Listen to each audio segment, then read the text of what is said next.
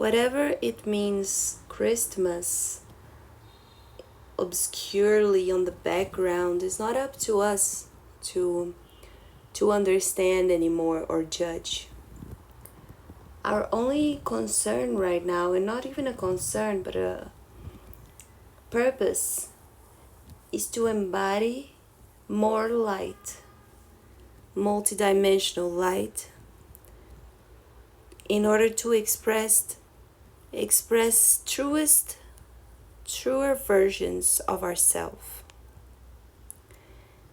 First, we gotta understand a little bit more on what is self.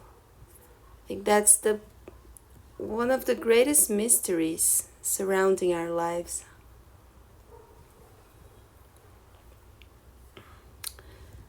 Like, who lies behind our eyes? What is it that we are? And how can this it be integrated into more expanded and bigger its? We are approaching the time of the return of Christ, the apocalypse. It's not up to us to project or think about whether Jesus Christ is going to come back or not. But this it that is our consciousness, and which is being engulfed by more its, if we're going to a place where the planet is going to survive and we're going to thrive as an individual and as collective groups, we will see for sure, and you can absolutely count that as truth, we will see the return of Christ. But Christ, not as a person, but as every single one of us. Because Christ represents a crystal, the fruitful seed of the soul within the human heart, which has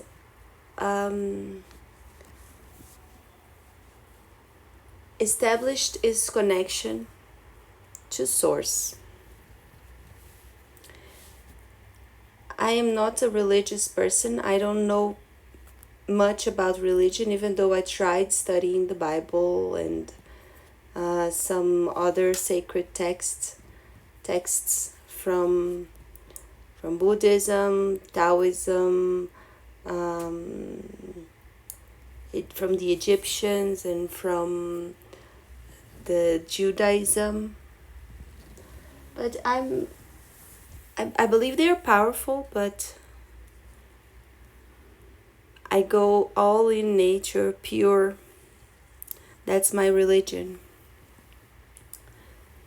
My pure, all-in connection to nature has shown me that through the hardships of life, through the hardships of greed, of humanity, and through the hardships of our own self-acceptance as a sovereign being, living in a reality that we have the illusion to be an individual,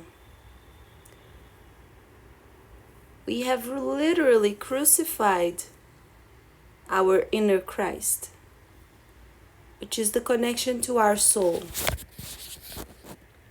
What is most natural to us in reality, as children, as pure beings who are just looking up to their parents and trying to fulfill the love that they remember from the Creator, because they are closer to being born, so they remember the pure connection to the Creator. It is one of sharing love, taking care of the other and of self, of sharing insights, informations, ideas, and tools to evolve the all. It is about being able to correct, to say hurtful, potentially hurtful things to a person if your internal being tells you to. Because maybe that's the thing that the person needs to hear, to evolve, to go to their next step. When our social politeness is actually fake, it's politicality to make people like you. It's not about being liked. It's not about being loved. It's not about fulfilling our dreams and wishes. It's about nothing, rather than pursuing evolution in all ways. An evolution that is both safe for the being, respecting the Divine Mother, which is the pure source of love, creative power,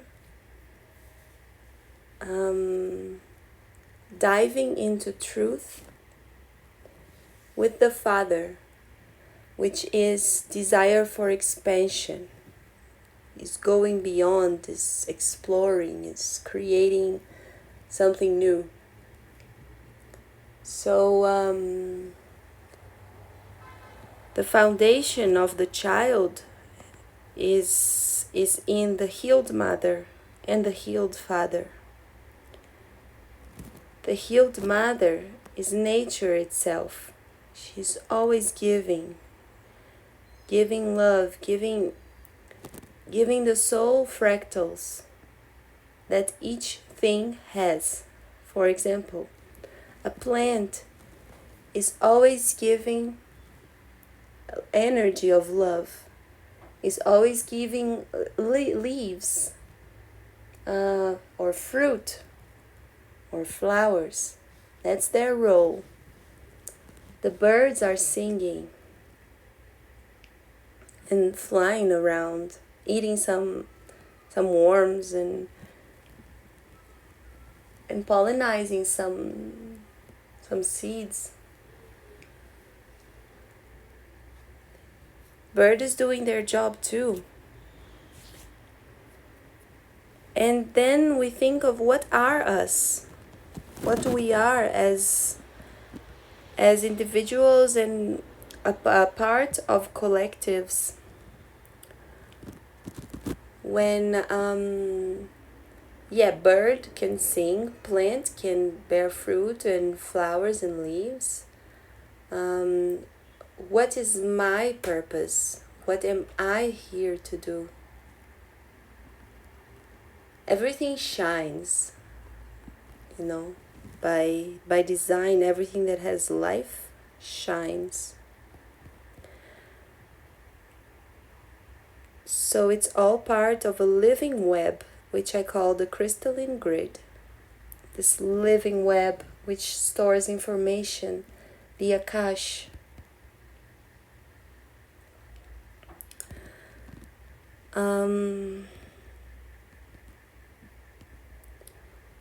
So to become a part of this living web is to enlighten in Christ.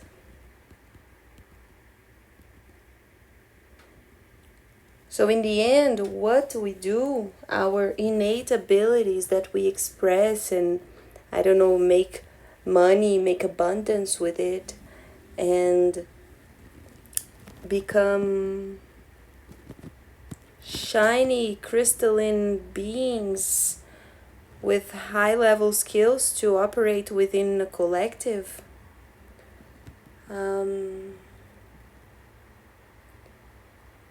It's about getting to know the self, getting to know the seed, getting to know this crystal within, Christ crystal. In the end, it's all allegories, it's all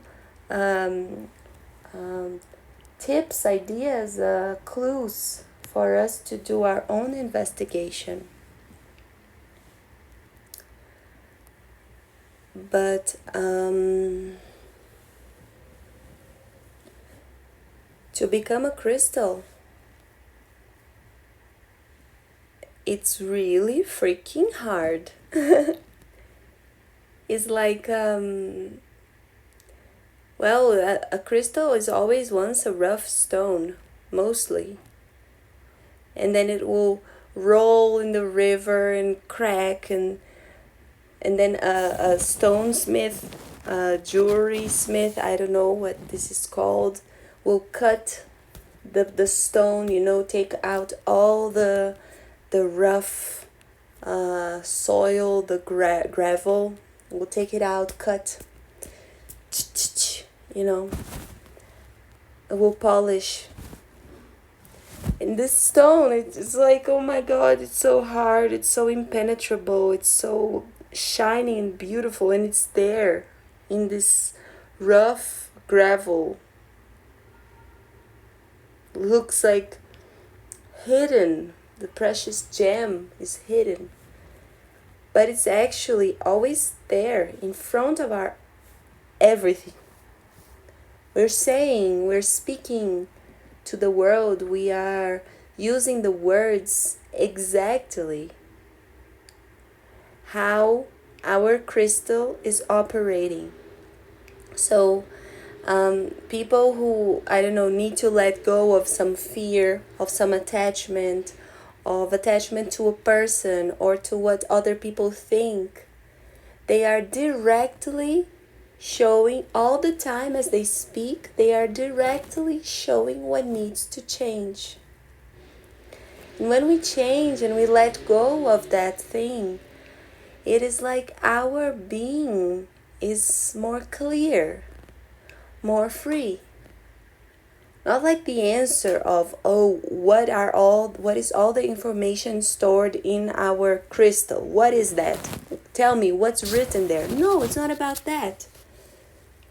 It's about becoming, figuring it out, releasing the gravel, the carbonic, impermanent states that we attach ourselves to. I'm struggling, I'm alone, I can't get rid of this, alcohol or drug or tobacco. I am sick. This is all impermanent.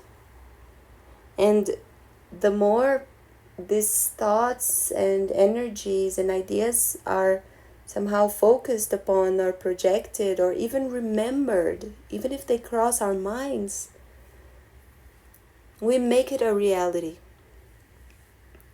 So the process of ripping out apart and destroying and releasing the impermanent states, the obsolete realities, which I like to call in my balsamic sessions, which is a work that I do to do exactly that, to clear the obsolete realities and work on the light body.